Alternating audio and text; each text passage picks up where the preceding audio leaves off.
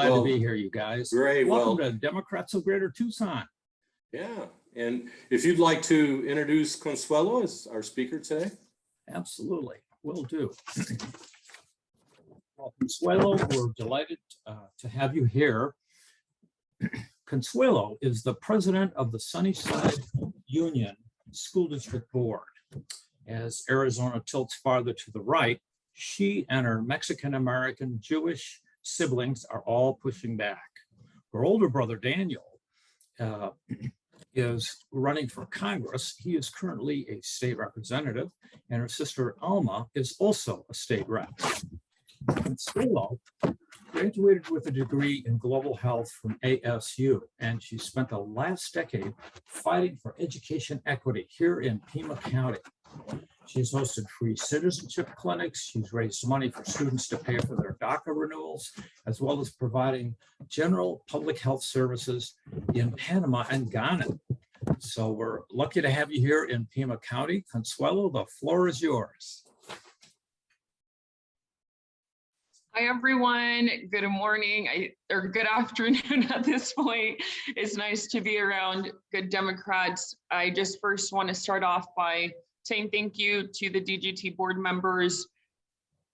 I've been going to DGT since I was really young, and I always enjoyed learning about the candidates. Things are a little bit different via Zoom, but it's great that you all are still going strong and hosting events.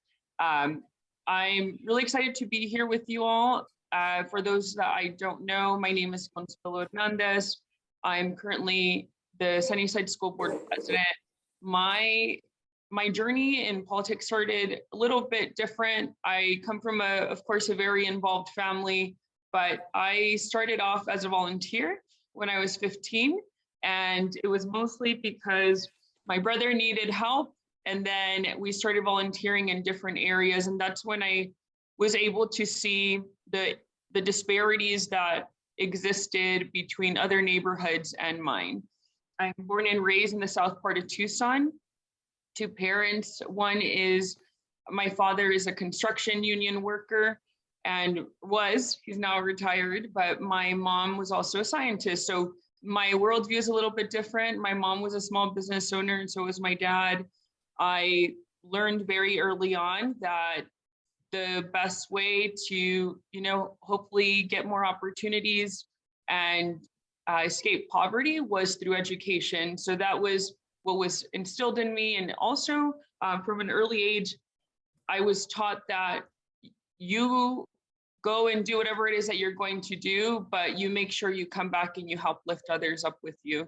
So that's exactly what I did. I graduated from ASU with my undergrad. During my undergrad years, I was mentoring at-risk youth in my own district before I was a board member, trying to make sure that I spoke to as many students as possible. I wasn't the best student in high school.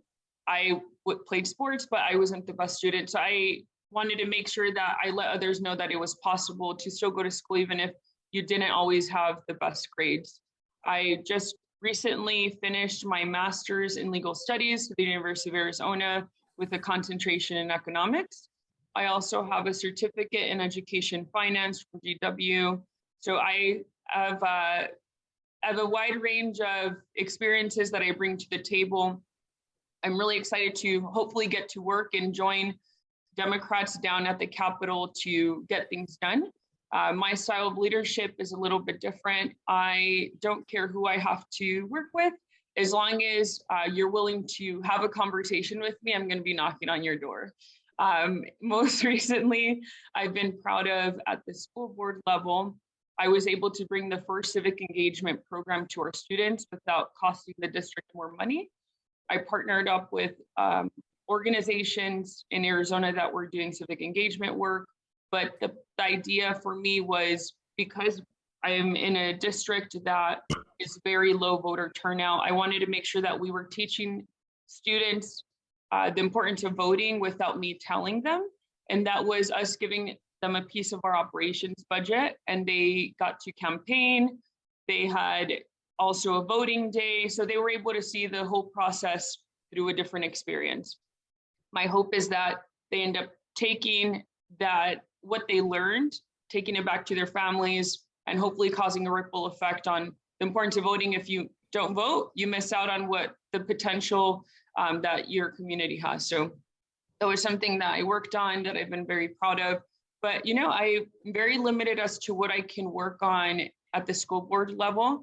I've been very proud to work on great projects, but I want to work on other issues like healthcare, economic development, and things of that nature. So I can't do that unless I have a seat at the table, and that's why I'm running to for one of the open seats. There's 2 open seats. I'm running for one of them. I'm in a Democratic primary, and I'm hoping to earn some of your support today. All right, let's open the floor to questions. You do that by pulling your mouse down and clicking on the little smiley face and then raising your hand, and I'll monitor that. If you'd rather ask a question in the chat, Joe D will be covering that, and he'll ask the question for you. And I've got one for you, Consuelo, and that is, you mentioned you wanted to focus more on healthcare. And as we all know, reproductive rights were just destroyed by the US Supreme Court a few days ago. What, if anything, can you do? What is your position on the topic? Thank you for bringing that up, Larry. I appreciate it. I see your sign in the back there. I like that. You know, I'm a pro-choice candidate. I've always been a pro-choice candidate since I ran for school board. I think that abortion is healthcare. And sorry, give me 1 second. And the reality is that now with Roe v. Wade being overturned, unfortunately, what's going to be happening is in each state, whether you're able to have an abortion or what your reproductive health care limitations are is depending on where you live. And what that means for Arizona is that whoever ends up getting elected to the legislature, to the state senate, they're the people that are going to be able to help move the needle forward and do something. I see the legislature as the last line of defense on making sure that we support women to make their own choices with their own health care.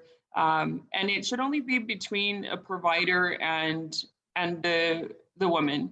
It shouldn't be between, you know, men in politics deciding whether you should do whatever it is you can do with your body. I'm very much against that. There are so many different situations that can happen.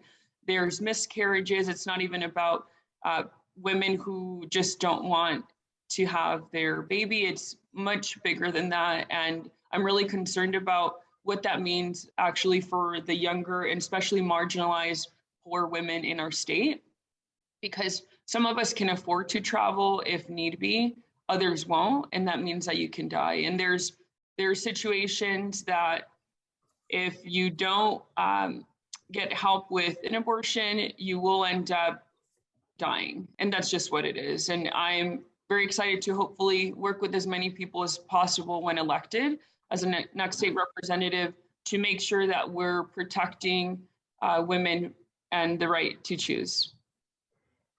Okay, excellent. If you have a question, folks, just raise your hand. And I guess, Christina, you're the host, so keep an eye on those raised hands.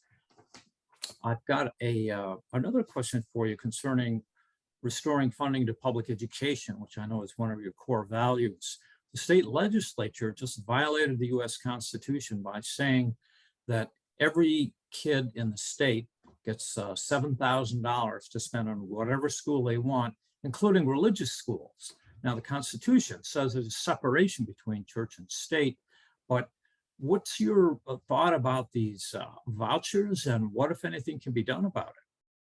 You know, I'll start off with this. I am very excited as a school board member. I'll put my school board member hat on. As a school board member, I'm very excited to finally see that Arizona is putting money towards education. And unfortunately, with the budget, it didn't include everything that we wanted as Democrats.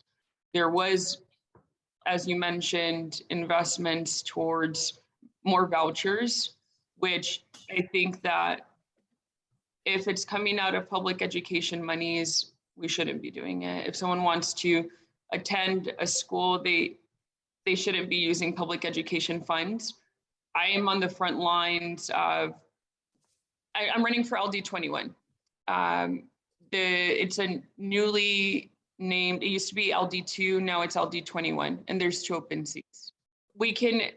There's a lot of different areas that we can work on. I'm really excited to hopefully put more funding towards mental health and making sure that we are able to pay our staff more, because what's happening right now is that teacher retention across the board in Arizona is a major issue because people can't afford to do what they like to do, right? Is teach. That's the career they chose, and they shouldn't have to be working 2 or 3 jobs to be able to do that. Okay, let's turn to Mike Bryan. Mike has his hand up. Go ahead, Mike. Thanks, Larry. Hi, Consuelo. Glad you could join us. I wanted to ask you about your experience as a school board member and what you feel you've accomplished in that position and how that prepares you for being a state legislator, especially in Arizona. You've talked about that a little bit, but I'd like to hear more depth about what you plan to do to help kids in Arizona get a better education than they're currently getting, when we're sitting at 50th in the country for per pupil spending, and near the very bottom in teacher pay. I appreciate the question, Michael. As a school board member, I'm able to see the impact that the lack of funding has, not only for our students and our staff, but our entire community. And with having a over $5 billion budget, there is no reason why we couldn't even go up a few notches in education. So I'm hopefully going to get elected as one of your next year representatives, and I'm willing to work with anyone to make sure that we are able to provide more funding, like I mentioned, to go back to our classrooms. When the funding is, we're in the second poorest school district, by the way, in Sunnyside. So when the funding is tied to property taxes, that's an issue because we don't get a whole ton of money in property taxes. There's a few buckets in education. That's one of them, unfortunately. So we get the short end of the stick there. I don't know what the answer is as far as what my new, what the new formula for education would be, but I do know that we cannot rely on one of the buckets of money to come from property taxes. That's just not sustainable, especially in folks in my community. As a school board member, I've been proud. I've been there for 4 years, serving on my first term, running for re-election there. I'm not done yet with the amount of work that I want to do. Some of the things that I've been able to accomplish that I've been really proud of is I'm the one that proposed what is called a project labor agreement, a PLA. And I'm the first school board member and school district to implement a PLA, which basically is a win for unions. So it just makes it so before every school district is different regarding the process that folks have to go through when they bid on projects. So I guess we didn't really have a plan in place when we were vetting businesses before. I found that gap and I helped address it. We passed it unanimously, and I'm really proud to say that we were the first district in Southern Arizona to pass that. And I hope that others also take lead on that because it can very easily be done. We're in a blue county, and we need to make sure that we're helping labor unions as much as possible wherever we can. So that's one of my biggest accomplishments that I feel very proud of. I also mentioned the civic engagement program that I brought to the district. Really proud of that. This would be our second year piloting because, of course, half of my term, basically, we were in the middle of a pandemic. It was a little bit difficult to get some of the projects that I wanted to work on move forward because we were too concerned about providing the basics to our students, unfortunately. So we were able to see the lack of broadband in some of our more rural areas. So some of the issues that already existed, unfortunately, my district is hit very hard because we're in a lower income, working class, multi-generational community. So folks are living with grandparents, moms, dads, uncles, you name it. So it was really difficult for me as a school board member that I was very limited as to what I could help with. I did make sure that we brought in private partners to provide funding for a pole in the area of Summit, because we, as a school district, we were providing the Wi-Fi modems. I think that's what they're called, but there was no infrastructure there to support the Wi-Fi modems. So something that I worked on was making sure that we worked with private partners, because at the county level, we were moving too slow. And at the end of the day, I don't care who I have to work with. Our community needs help now. So that's what I did. And I'm really proud of being able to have worked alongside my superintendent to do that. But as a school board member, I know that some of the folks might not know what a school board member does, but a school board member is pretty much in charge of what direction you want your school district to go in. You're in charge of hiring. You also are part of the process. We just hired a new superintendent. That was my first time going through that process. But some of the issues that we work on have a direct impact to the quality of education that a student can have. So I'm really proud to have been part of that process. We just recently brought forward a new grading system where it's based off of equity versus, so it's called equity grading, but essentially forever we've only focused on the grades, not comprehension.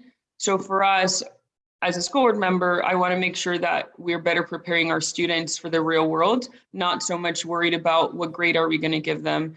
So that's been a project that we're actually rolling out to the entire district this fall. And, you know, being on a school board, you get pushback from both sides. We didn't get a lot of folks coming to, you know, cause a ruckus like other districts from the right-wing groups, but we did get a lot of folks who came out during when the pandemic hit us really hard. But I feel like that really prepared me to what it's like to make decisions. I'm currently elected as a school board president. So I was, by my colleagues, given the opportunity to help lead them. I'm leading along with them. We're working as a team, but they trust me enough to be able to do that. I'm an alumni from the district. This is where I was born and raised. But I know I'm going a little bit all over the place, but what it comes down to for me, and the reason why I'm running, is I want to make sure that we're helping lift as many people out of poverty as possible.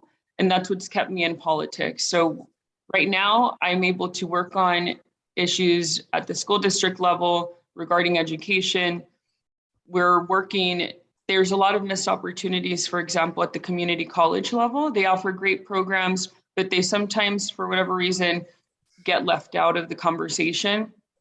I've been having ongoing conversations with the board president there, Ms. Ripley. We all came to the table, along with the vice chancellor and a whole other number of folks, to make sure that we're meeting regularly to help make sure that we're promoting the great programs that they already offer, because whether they decide to go to the university or not, you can still earn a certificate or at least get an associate. And the Pima has committed to making sure that we help students do that. So those are some of my proudest accomplishments. I'm still working on a few. One of the projects and the reason why I ended up running for school board was I didn't feel that I was prepared enough for college. So that's really important to me. So making sure that we offer students internship programs, but not just offering internships, but trying to find paid opportunities, because the population that I'm serving, there's a lot of hurdles that folks have to jump through to be able to participate in normal programs like other folks, and they just can't afford it. So just recently partnered up with Goodwill. They are offering paid internship opportunities. So we're rolling that out this fall as well, and I'm really proud of that partnership. Thanks. Thank you. Just a quick follow-up, if I could. Yes. If you were elected to the state legislature from LD21, would you continue to serve on the school board contemporaneously? Correct, yes. I'm currently running for re-election, and not only do I feel like I'm not done with what I want to accomplish, but school districts, just like the state legislature, they're on the front lines of every issue that you can think of. And right now, unfortunately, what's happening is there's right-wing folks who have organized to basically run people, and they're nonpartisan elections, which is very worrisome. So just very quickly about that race, I am running in a race. There's 5 of us running. 3 are right-wing anti-maskers, Trumpers. So not only is it, I really care about continuing the work, but I have trouble sleeping at night knowing any of these 3 other people can get elected to the school board. So I take it as a big responsibility.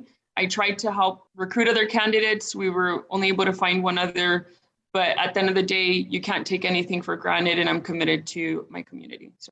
Thank you very much. We have a question from Barbara Warren. Barbara, go right ahead. Oh, I know people will be really surprised to hear me ask this question, but what will you do and can you do in the state legislature to address climate change? It's really hot out there. It's getting hotter. We have forest fires out of control, a lot of bad things happening. What can you do in the state legislature to really turn climate change around? I don't know if anyone would be surprised to hear that question. Thank you for asking it. I think first and foremost, we need to make sure that we're, as next state representative, school board member, at every office, we are trying to address climate change in some way or another. At the school board level, I can share with you, we just recently replaced all of our grass for the fake grass. So not only will that help us save water, it'll be cooler than the material that they use is cooler. And when it comes to head concussions, that also would be helpful for our students. We were also able to install a lot of solar panels around our district to help with that. So there's things that you can do at every level. So I look forward to making sure that we continue to address that climate change is real, but we need to really invest in solutions and working with people from every level of government to figure out where can we work together to get something done. I think that we really need to invest in renewable energy. There's areas of opportunity, and I think it just takes people who are willing to meet with anyone and sit down and have a conversation, especially at the state legislature when the majority right now is Republican. There's folks who aren't willing to have a conversation with anyone because of that. So I'm really looking forward to making sure that I meet with as many people as possible to help see where we can help improve things. After all, we are in Arizona. I'm currently knocking on doors and it is hot. So I completely get it. And just in LD21, I can share with you, there's not a lot of areas that are cooler. So I know there's initiatives in the city, but to be quite honest with you, we've been pretty much left behind. So there's not a lot of green areas in the south part of Tucson. So there's a lot that we can do and we can all work together on. Can I ask one other part? Yes. Would you support community sourced energy, meaning the people in our community decide collectively where our energy is going to come from and what kind of energy it'll be? I'm actually not familiar with that. So I'm happy to sit down and learn more about it. But in my opinion, I'm not an expert. And I think that we need to bring in every stakeholder, whether it's the group that you just mentioned, folks who are already working on the issues, to sit together and figure out what we can do. So I'm willing to meet with anyone. And I think that when there's decisions being made, experts need to be a part of that table. Thank you. Okay, we have a question from Lillian Fox. Go right ahead, Lillian. Okay. I'm a longtime TUSD activist. I'm a retired TUSD teacher from Troya, and I've always been impressed with the innovations and the positions that Sunnyside took. Your prior superintendent was so open and willing to talk about what he was doing. So I think you're an impressive district, and I'm impressed with what you said you've done. But the huge problem I see Sunnyside has far and away the highest rate of poverty of any of the Tucson school districts. It's also the most poorly funded. And I do not understand why your district isn't given more money by the state. And so what are you going to do to deal with the poor state funding for Sunnyside? I appreciate it, Lillian. And I was part of the fight to help recall the former not the one not Mr. Holmes or Mr. Gasellam that we just voted on, but the previous superintendent. I was part of the very small group of folks who helped recall school board members who were part of actually our party, who were part of the corruption and nepotism. So that's the way that I lead. And I am, I live in the district. I decided to come back after I graduated to help improve it. I see firsthand, like you mentioned, the lack of poor funding and how that impacts everyone. There's the formula, which I mentioned earlier, for education funding is really backwards. And having a surplus of over $5 billion, there's absolutely no reason why we shouldn't be investing and helping districts like Sunnyside even get up to par to where other school districts are in per pupil funding. It's a disgrace. And I am ready, as a school board member, to get there and fight and talk about some of the issues and how they impact the community. Because at the end of the day, the folks who are graduating from the district end up becoming part of our community. So are we better preparing them, or are we holding them back, and contributing to the school to prison pipeline? So those are the issues that I'm dealing with. And realistically, there's money there, and we need to make sure that we keep pushing the needle. And I'm looking forward to being part of that fight. In my school board race, I was endorsed by the union, SCA. So I'm proud to be supported by them.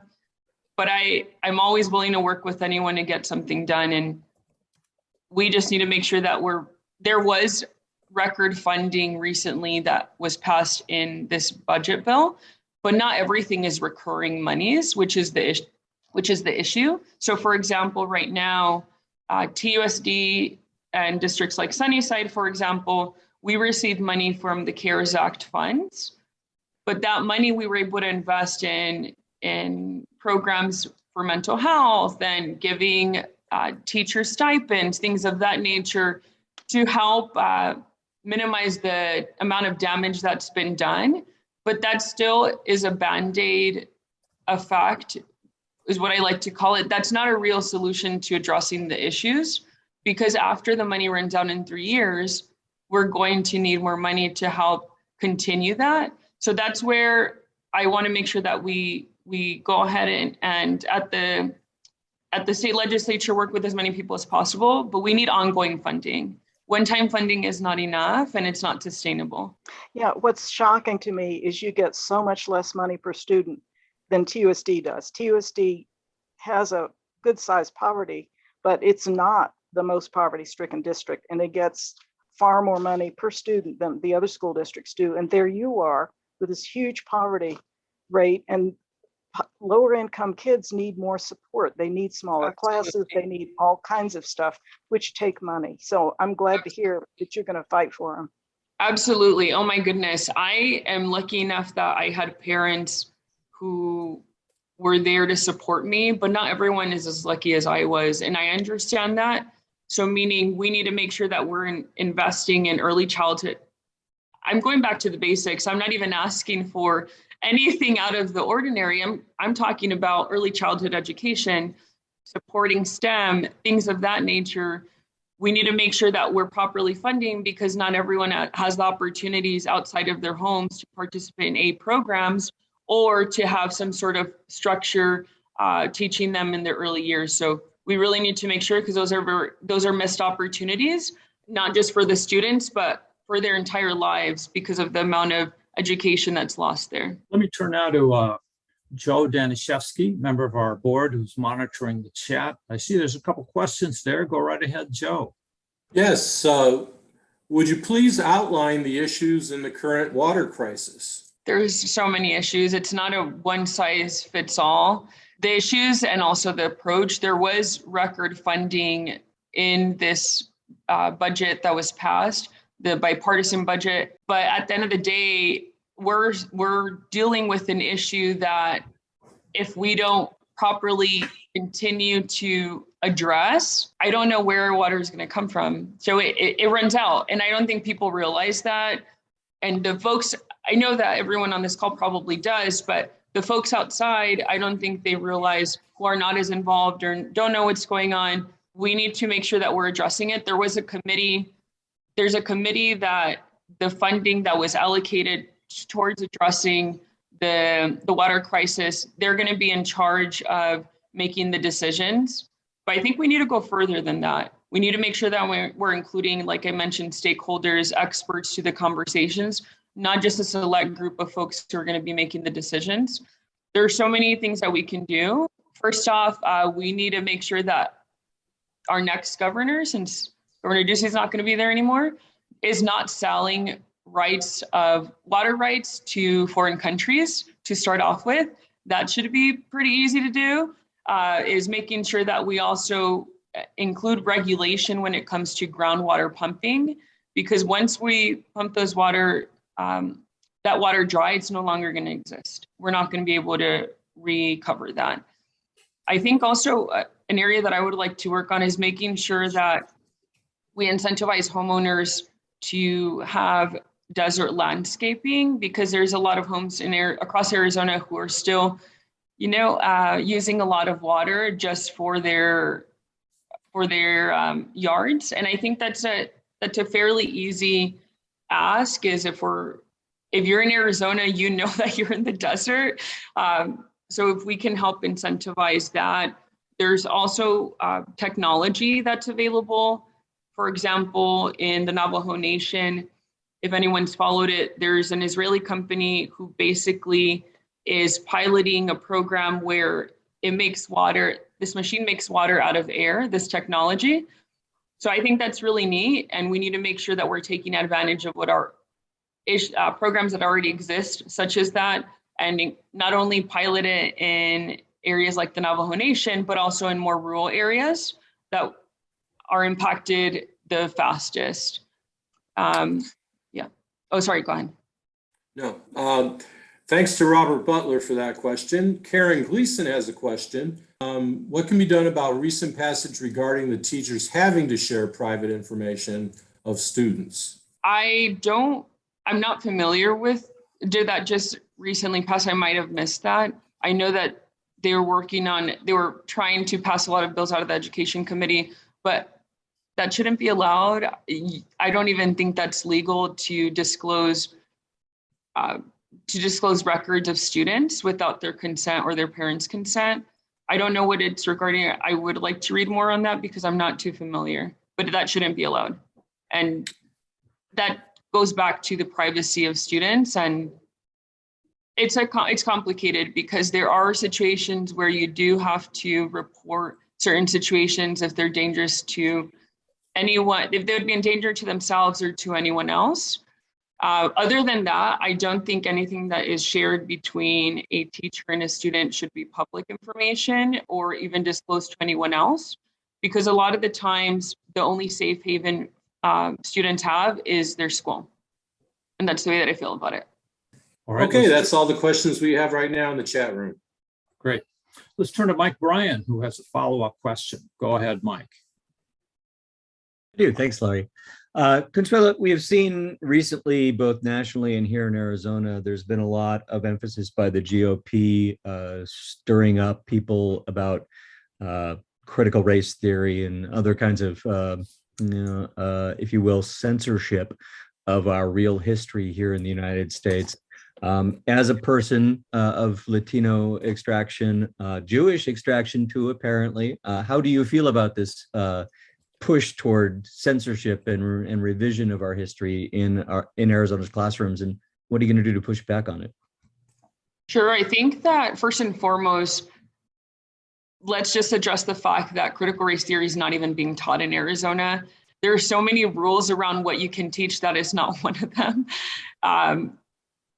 I think that what that tells me is that Republicans are more concerned about students learning the truth and history than they are of making sure that we're better preparing them and getting out of the barrel of the bottom in education. So that just tells you exactly where their priorities lie. And, you know, for Republicans to claim that you shouldn't get involved with that local government should make the decisions, that's ironic that that's the fight that they're choosing to stick with. So I am not disappointed anymore at this point because I've pretty much feel like I've heard it all, but that's not an issue. And I really hope as a school board member and someone who has background in education that I'm able to sit on the education committee because I think there's a lot of folks who don't, I've been part of the folks who tune into the committee.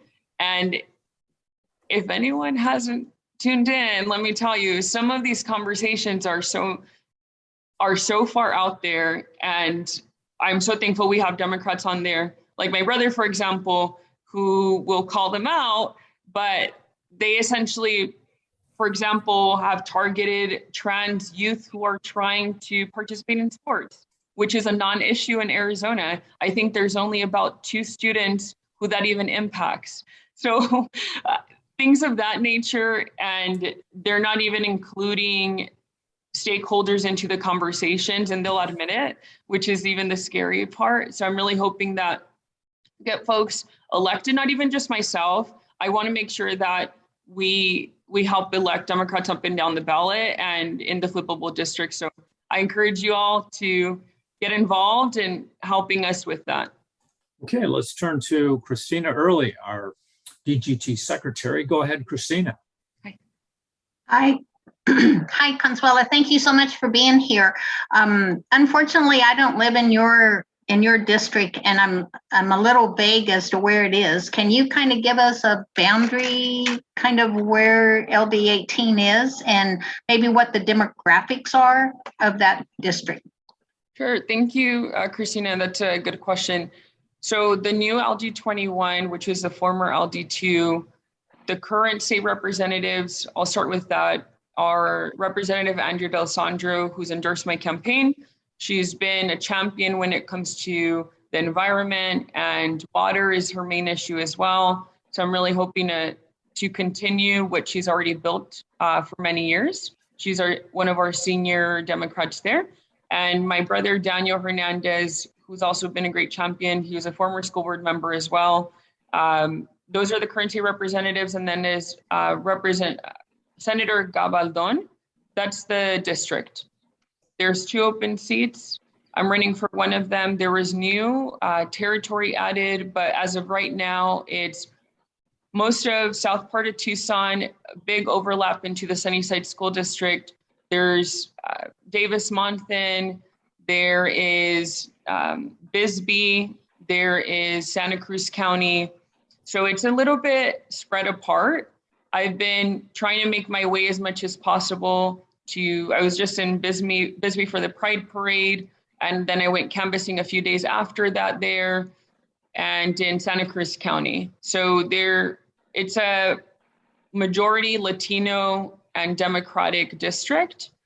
There is a Republican running in the general, but it's as long as us Democrats continue to work and we don't take anything for granted, there's no reason that a Republican should be winning in one of the seats.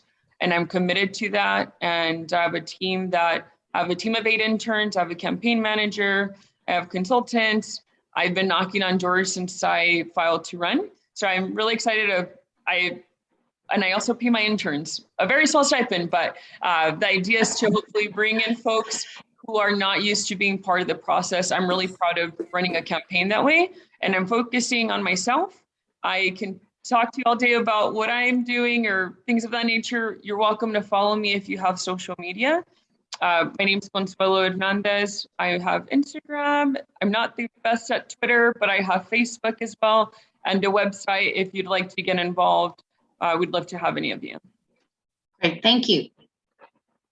Follow-up question from Lillian Fox. Go ahead, Lillian. Yes. What is your website? ConsueloForArizona.com. Spelled it's- out. 4 is spelled out? Yes, 4 is spelled out. Okay. But I respond to everything. So if you send me a message, I'll respond to you if it's on a social media platform. But it's .com? Correct. I .com. didn't- Okay. You didn't find it? Give me one. No, I haven't looked for it because I didn't know what it was. So it's Consuelo4Arizona.com. Correct. Mhm. Okay. Okay, we've got And a is that question both from- for the school board and for your run for the legislature, or do you have a separate website? I don't have one from the school board, but because the school district overlaps into LD21, I'm campaigning for both at the same time. So any money that's donated to you, you could use either way?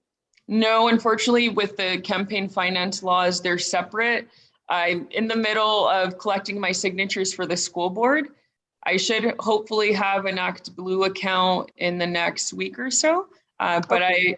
I have about 2 weekends left to collect the rest of those signatures. So I'm focusing on that and campaigning in the Sunnyside School District right now. Thank you. Bye-bye. Yes, thank you. All right, let's turn to Susie Anderson, also a member of our board, our membership director. Go ahead, Susie. Hi, I'm glad my doctor was as prompt as always and let me be here. I'm sorry I missed most of what you talked about, but I'm interested in, are we going to have to make a new initiative, write out petitions for what's happening with the vouchers? You know, how do we deal with this over and over and over again? I'm just, and the Supreme Court's decisions in Maine with what they decided to allow taxes for religious schools. I mean, we're in such dire straits. Okay, your answer. I share your frustration first and foremost. There's a few, actually, I'll talk about, if you don't mind, another initiative that's currently being circulated. One, the education one, I think that the last I read was there wasn't enough time to collect signatures for a new initiative, unfortunately, because they have to collect thousands. It's, I'm sure some of you all took part in that. The legislature is on the front lines of everything. I think that we can help address the funding and the formula there. We need to help elect Democrats though. So I appreciate DGT hosting candidates from all over so folks can get to know them. Please get involved as much as possible. At every race, not even just the legislature, like the school board, for example, there is a fight at every race. And unfortunately, Republicans have been really good at organizing. And I hope that we can continue to be out there in the fight. And I hope you all can join me. Those of you that already are, please continue. There's also another initiative, I'm not sure if anyone has signed yet, regarding the right to reproductive rights here in Arizona. That was a fairly new initiative. I just want to make sure I insert that here. They only have until I think July 6th to submit the signatures there. I'm currently helping collect signatures for that while I'm collecting signatures for the school board race as well. So if you can all help sign, take a sheet. They're a very small group who pretty much are putting it together, but it's worth a try. And I think if we're able to get enough people out there to sign it, we can at least get it on the ballot. So.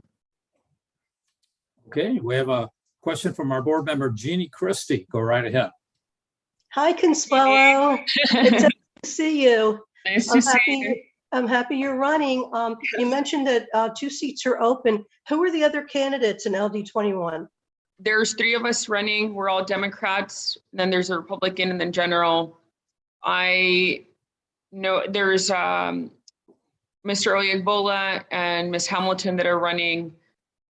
I'm currently focusing on myself. I'm trying to gain as much support as possible. I submitted, there's applications as candidates to get support from the different groups, but I am currently interviewing. Unfortunately, the race is in this LD21, it's determined in the primary because of the makeup of the race. So some of these organizations that are Democrat and have supported me in the past, unfortunately, have a process that's taking a little bit longer than usual. So all of us are going through that right now, but I'm knocking on doors and I'm hoping to not only get folks to vote for me, but also get folks to vote in general, up and down the ballot. Well, they really mixed up, the redistricting really mixed up the LDs. Stephanie Stahl Hamilton was an LD10. Correct. So she was redistricted into LD21. Yeah, wow. Thanks, Consuelo. Good luck to you. Thank you. All right. Barbara Warren, go ahead and ask your questions. And I believe that you've got the final question because I don't see any in the chat. Go ahead, Barbara. Yeah, I just wanted to know what your position is on the right to carry guns or weapons issues in our state. What are your positions on guns? That's a good question, Barbara, and I actually appreciate you asking that. There's so many issues that I've been fighting in the fight for a very long time. Gun violence prevention has been one of them. Not only is my brother a gun violence survivor, but I've lost family members to gun violence. So it really hits close home to me. And we need to make sure that we're closing as many loopholes as possible. I actually found a loophole at the school district level and helped close that. So I'm really proud, but it wouldn't have been possible without Moms Demand Action, who brought it up to me. So I want to give them credit. But there's groups out there who I've been a part of for a very long time as a volunteer. Every time there's been postcards needed or call to actions, my family and I have always been there. But it's an issue that we really need to address, especially in Arizona. It's scary what can happen. We've seen it. We're talking about school shootings. I'm currently in the process of every year at the school district level, we review security. So it's something that we were already doing, but now it's even more worrisome because there's so much that can happen when people can have access to guns that are only meant to be in war. So they should not be allowed. My background's a little bit different because my dad actually, he used to hunt when he was younger. So my siblings and I grew up learning how to properly hold a gun, shoot a gun. So we learned to respect a gun because of the amount of power that it has and how to properly make sure that we put it away, things of that nature. So that was my childhood, is going to shoot at the different ranges. That was part of my childhood because of my dad's background, but he wanted to teach us how to properly handle guns. I think there's a lot that we can do at the state level, but we need to elect people who know how dangerous it is, that the different laws that can impact everyone. And I'm one of them. I'm really proud to continue to be part of that fight and make sure that we close as many loopholes as possible. Thank you. All right, Lillian has a final question. Go ahead, Lillian. Right. I don't know what kind of school safety and security policies you have in place for Sunnyside, but in TUSD, all the schools are locked and there's a camera and a buzzer at the main entrance. And to get in, you have to appear there. They can see who you are and you explain why you need to come in.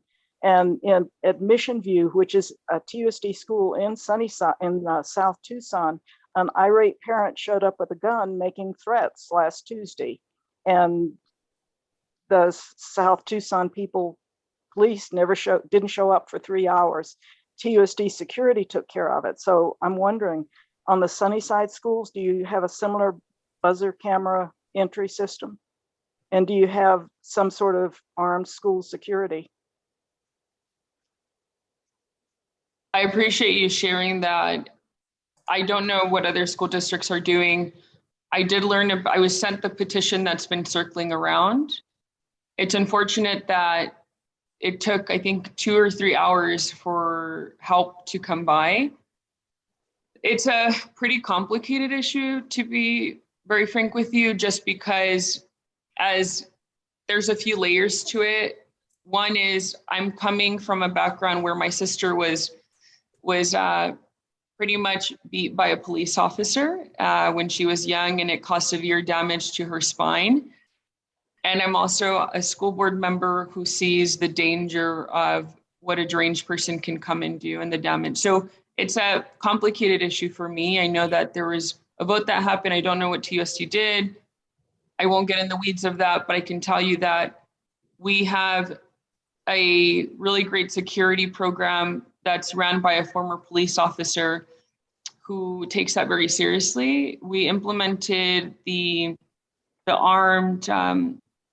security armed, I'm blanking out here, but the security armed devices that detect guns at the school district level, because there was a loophole there, and there was threats being made, but it was to school board members. Apart from that, each individual school, the schools look different itself, but we do have security guards, and some of the schools who have more activity because of the area that they're in, there are police officers, and we have school resource officers as well. The good part is that they have a good relationship with our students. We've improved a lot since my sister's situation, and that was actually one of the motivators for my brother running for the school board, because of the policies that we had in place when she was attacked by a police officer. So some of the things that I worked on, and I'm really proud to have worked on, is making sure that all school resource officers that are on our campuses are vetted. I know that sounds simple, but actually I guess it wasn't happening, where there was school resource officers who had a terrible track record of actually working with students, and they shouldn't have been on school grounds. So that's something that I was really proud to implement. We also brought forward a bias training for anyone on our campuses that are working with students. That's just a tip of the iceberg. There's so much more to that, but we're currently working on figuring out, making sure that we're better protecting our students, and we have training that happens over the summers to help address some of that.